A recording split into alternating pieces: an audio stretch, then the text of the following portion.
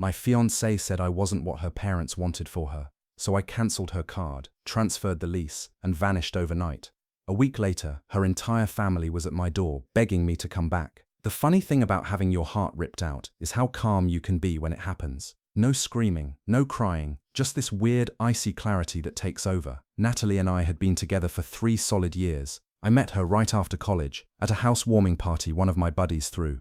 She was everything I'd ever wanted. Smart, gorgeous, driven, the whole package. After a year, we moved in together. By year 2, we were engaged, and when everything unraveled, we were knee-deep in wedding plans. Thinking back, I probably should have picked up on the red flags. Her parents, Richard and Caroline, never exactly rolled out the welcome mat for me. They were country club people through and through. Old money, fancy boarding schools, vacation homes out in the Hamptons. Meanwhile, I came from a regular middle-class family in Ohio, put myself through a state school with student loans and late-night shifts. I was working my way up at a solid but not exactly famous architecture firm. Every time we met for dinner, Richard would grill me about my career path, asking if I'd ever worked on any projects he might have heard of. Caroline, she'd drop comments about Natalie's ex, the guy at some hedge fund in New York, and Richard loved to bring up the sons of his friends, doctors, CEOs, whatever. I always let it roll off my back. I mean, lots of people deal with tense in-law situations, right? And Natalie would squeeze my hand under the table, shoot me a look when they weren't watching. I really believed we were in this together. The day things changed wasn't dramatic or anything. Just an ordinary Thursday in April. I came home worn out from a long meeting with clients. Natalie was sitting at the kitchen island, eyes glued to her laptop. "Hey," I said, tossing my keys into the bowl near the door. "How was your day?" She didn't answer right away, which was unusual. Natalie always had something to say about work, her friends, some random thing from Instagram. That silence, it was the first red flag. "I had lunch with my parents," she finally said, eyes still on the screen. "How are Richard and Caroline?" I asked, trying to keep things casual while reaching into the fridge for a beer. "They're worried about us." I stopped, beer halfway to my mouth. "Worried how?" "About the wedding. About," she paused, and then looked up at me, "about whether you're really the right person for me." I set the bottle down, trying to keep my voice steady. "And what do you think?" She shrugged. "They just want what's best for me." "That's not what I asked." With a sigh, she shut her laptop. They brought up some things I hadn't really considered before. Like what? Like how your career isn't going anywhere big, at least not like finance or medicine. How we'd never be able to live the way I did growing up. How we're just from totally different worlds. "We've always known that," I said, still eerily calm. It never seemed to matter before. But now, thinking about the future, kids maybe, I don't know. She hesitated. "They made some fair points, such as, like how you seem fine just staying where you are. You've never said anything about becoming partner or launching your own firm. You're just comfortable being average." That stung. I'd never claimed to be anything extraordinary, but I worked hard and was proud of what I did. Maybe I wasn't changing the world, but I loved designing buildings, and I was good at it. "What are you trying to say, Natalie?" She twisted her engagement ring, the one I'd saved for months to buy, the same one her mum called quaint the first time she saw it. "My parents don't approve of you," she said at last. "They think I could do better." It felt like the whole room shifted under my feet, like I was standing on a boat that had just hit a wave. 3 years of being in love, a full year engaged. All those late-night talks about the future, and now it all came down to whether her parents liked me. "And what do you think?" I asked, voice barely more than a whisper. She wouldn't look at me. "I think maybe they're not wrong. In a movie, this would be the part where I'd beg her to stay, where I'd promise to win over her parents and prove myself." But that icy calm I mentioned, it hit like a freight train. "Then go ahead," I told her. "Go ahead and what? Do better, if that's what you and your family believe." She looked blindsided, like she was expecting me to cry or fight. "Ryan, I'm not saying we're over. I'm just not sure. Not sure because your parents told you I'm not good enough. It's more complicated than that, is it?" I asked. "Sounds pretty simple to me." I walked past her and into the bedroom. She just sat there, looking lost. I took a long hot shower and let the steam clear my head. While the water ran, I laid out everything in my mind. By the time I stepped out, I knew exactly what I needed to do. Natalie was already in bed, scrolling through her phone like it was just another Thursday night. She glanced up. "Can we talk more tomorrow? I'm wiped. I think we both need to sleep on it." "Sure," I said, climbing in beside her. "Tomorrow."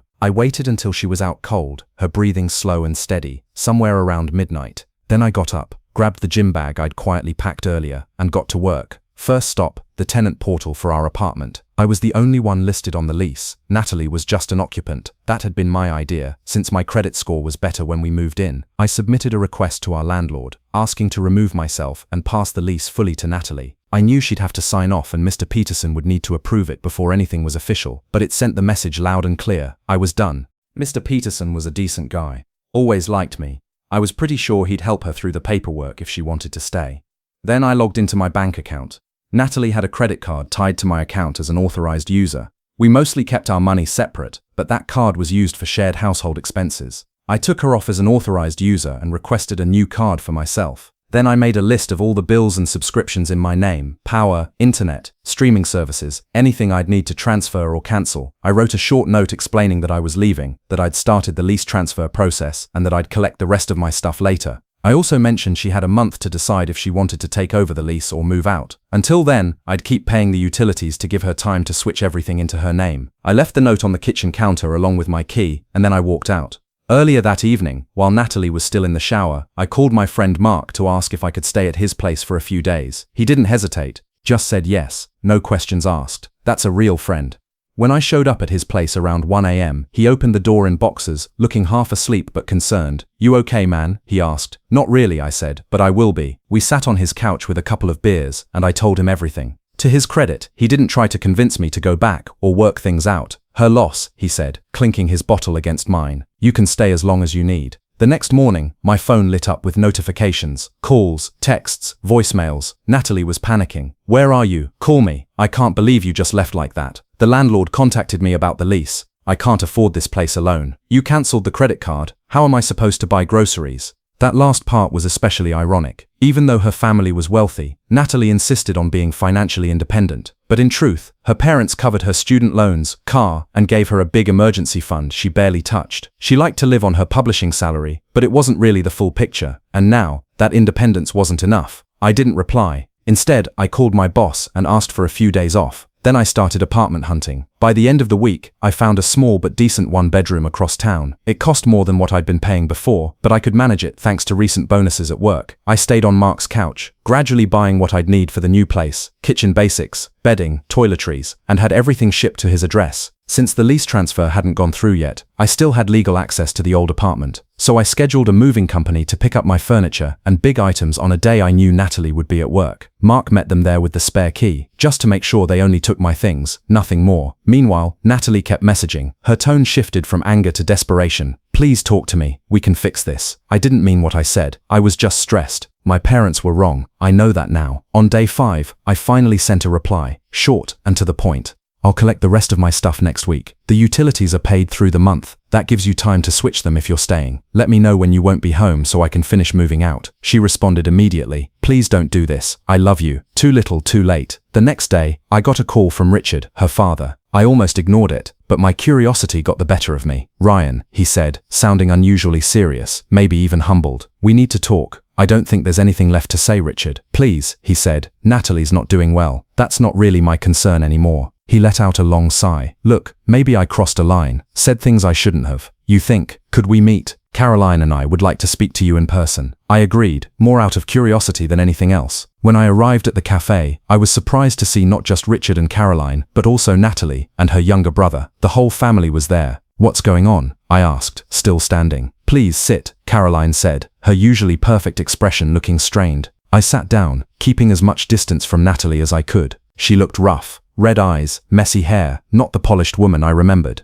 Richard cleared his throat. "Ryan, I owe you an apology. What I said about you to Natalie was wrong. It was unfair." "You don't say." He nodded slowly. "This past week has made it clear that we misjudged you." "Really? How?" Caroline spoke up. "She's been heartbroken, barely eating, not sleeping. We've never seen her like this. She truly loves you." I looked over at Natalie. She was staring down at the table, silent tears slipping down her cheeks. "And," Richard went on, clearly uncomfortable, "it turns out Natalie wasn't exactly honest with us about your career." He glanced at her brother. "He looked you up. I'm kind of an architecture nerd," her brother cut in. "When I searched your name, I found your portfolio. You worked on Westbrook Tower. That's huge. And you're listed as the lead designer on that new Riverside project. Dude, that's a big deal." I gave a small shrug. "I've been doing well at the firm. Why didn't you tell us?" Caroline asked. "Because it shouldn't matter," I said. "I became an architect because I love creating things, not to impress my fiancée's parents." Richard, to his credit, looked genuinely embarrassed. "We misjudged you, and we were wrong to put those doubts in Natalie's mind." "You didn't plant anything she didn't allow," I replied. "She's an adult. She made her decision. I made the wrong one." Natalie finally spoke, voice rough from crying. "I was insecure. I let them influence me, and I've regretted it every second since you walked out." "We're here," Richard said, "because we're asking you to reconsider, to give Natalie another chance." I looked at all of them, this family that once dismissed me as not good enough, now scrambling to undo the damage. "What changed, Richard?" I asked.